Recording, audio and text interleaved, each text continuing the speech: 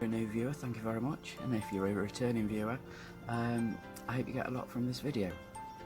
So as you can see from the description of this video, it's where do I put it.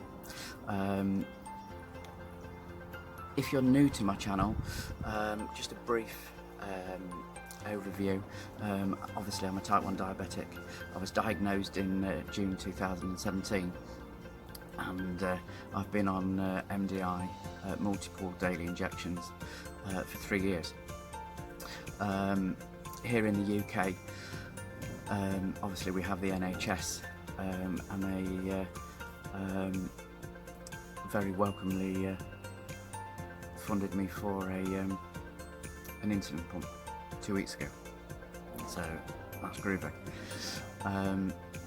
So this video really is thoughts of a type 1 diabetic pre-pumping, what my anxieties are, what my expectations are, and then I'll do another one when I've been on it a few months, and see if those anxieties or worries, if you like, were valid. So obviously this is my choice to go on to an insulin pump, but at the end of the day you still get, it's a new thing for a diabetic. This is hopefully going to change my life for the better. I'm under no illusion that every diabetic is different, and some treatments are better for other diabetics than the next diabetic, so we'll see where it goes. So there we go.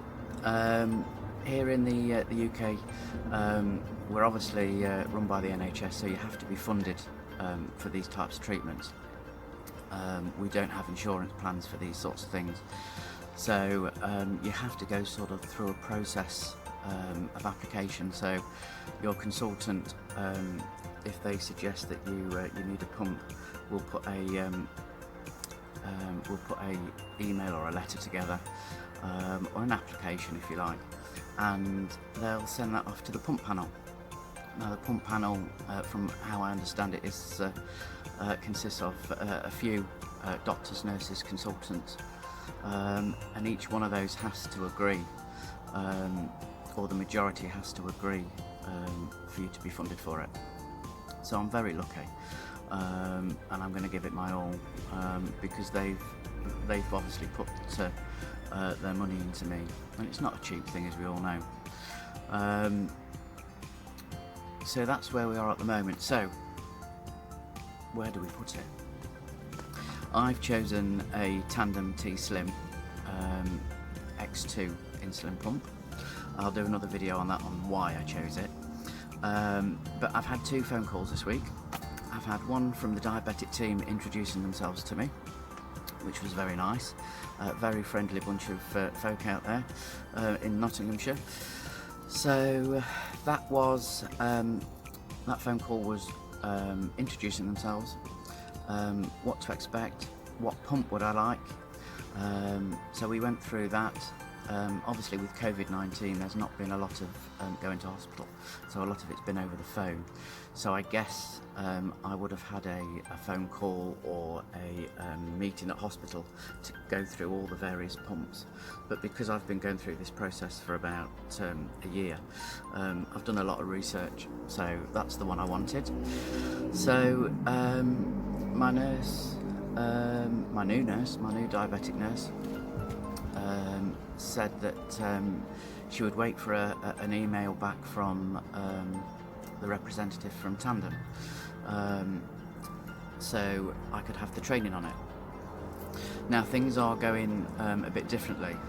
Here in the UK, when you do your pump training, it's normally 5 or 6 people all at the same time, and you go through it with the rep and the nurses. Obviously with the COVID and coronavirus about, that's different, so it's going to be a one-to-one. There's only going to be me there. So I've been told there'll be a Tandem rep and one of her colleagues who she's training, and then my diabetic nurse and one of her colleagues who she's training. So I'm all for that. So we'll have a good old giggle. Sure there'll be a few laughs, sure there'll be a few frustrations. So yeah. So The day after, I got another phone call from a new diabetes nurse, Claire, and said, I've had a reply from the tandem rep, can you come in the 4th of August? So it's been very, very, very quick. From being told I've got funding to having a pump fitted, it's about 2 weeks.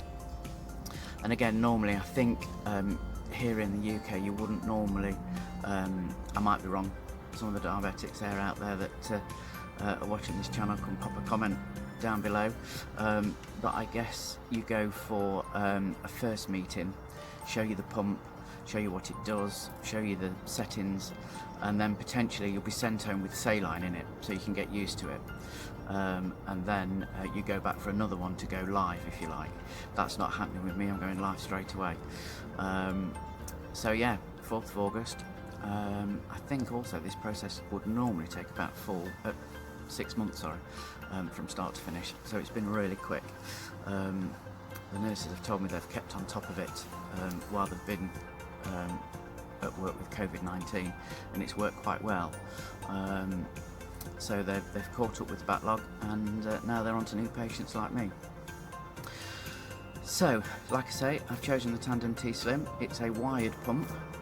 There are non-wired pumps out there like the Omnipod, which sort of attach to your arm and have no wires, and you control it through I think they call it a PDM, personal display monitor, I guess. I don't know whether that's right, but the one I've chosen is a wired pump, so I'll have a little cannula that goes into my stomach, which is changed every 3 days. That has a wire coming from it, which is then attached to the pump.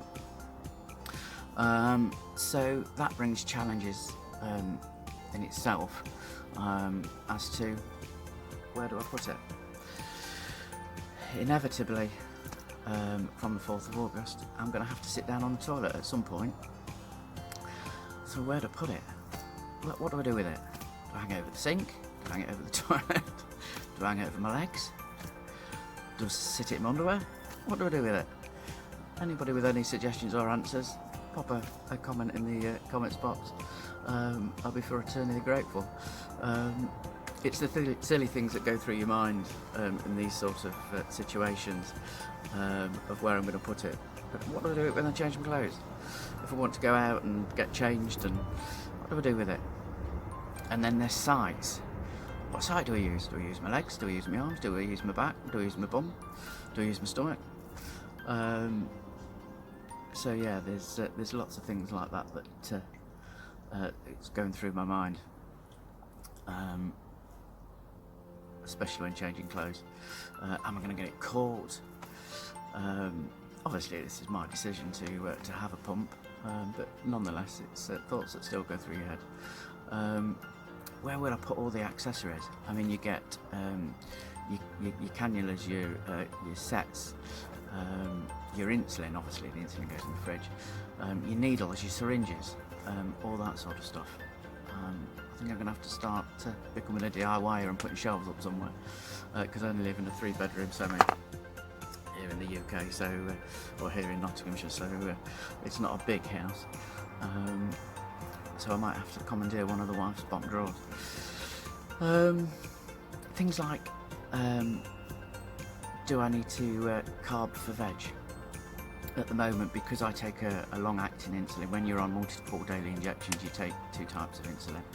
You take your fast-acting when you eat, and then you take a slow-acting. Mine's done at night time, and that ticks over and keeps you going over the 24-hour period, because I have Traceba.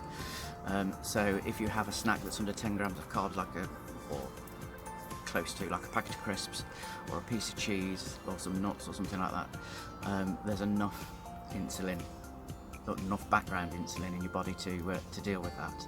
So when you go onto a pump, you stop that background insulin, and it's your rapid acting insulin that's trickle fed in. So you have a setting where it's what's called your basal, and you have that trickle fed throughout the day, which you discuss with your nurses. When I had my conversation on the telephone, we'd already worked out my TDD, total daily dose. So you have that trickle fed, and then you just input how many carbs you're having when you eat, and then that automatically puts in the rapid acting insulin. So because I've not got that background, do I have to count for everything that I eat? Everything. Lettuce, salad, crisps, absolutely everything. Cheese, fish like tuna, don't count for any of that at the moment. So that's another thing, will I have to do that? Silly things like the Tandem T-Slim is not a battery operated pump, it's a chargeable pump, so you have to charge it like a mobile phone.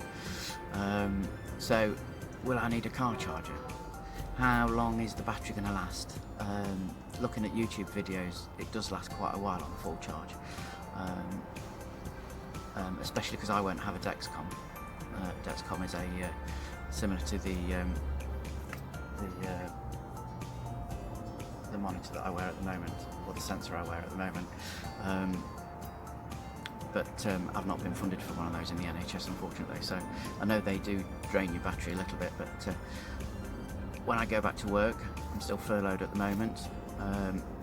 Furloughed is a process where our government is paying us to stay at home so we don't come into contact with coronavirus.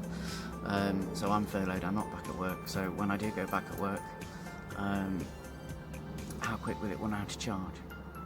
I'm going to have to take like 4 suitcases with me to work with all my kit in, because obviously I'm going to rely on this pump. I don't want it to have an occlusion, which is a sort of a blockage in the tube. If you get an occlusion, you have to change your tube set. So I'm going to have to take spare tubes, spare needles, spare insulin, all that sort of thing. The pump itself has alarms, so it'll alarm you when you're going high, it'll alarm you when you're going low. Do I want those alarms going off? At the moment, with multiple daily injections, I don't have any alarms. The Freestyle Libre that I have, and I'll pop some links in the comment box below because this has been a godsend. That itself don't have alarms. They have brought out the Freestyle Libre 2, which does have alarms on it, but I don't believe they're being funded at the moment on the NHS. You can buy a device off the internet called, I think it's called Mayo, which turns your sensor into an alarmable sensor, and feeds your data to an app on your phone every 5 minutes. So that's potentially something I could look at. But at the moment I don't have alarms. If I'm high all night, I stay high, I sleep well. I do hypo in my sleep. So I guess I've answered the question there myself. Having a low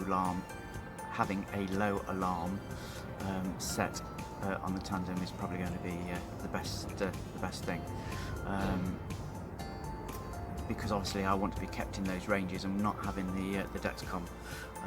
That part of the insulin pump is not going to work. So yeah, having the alarms.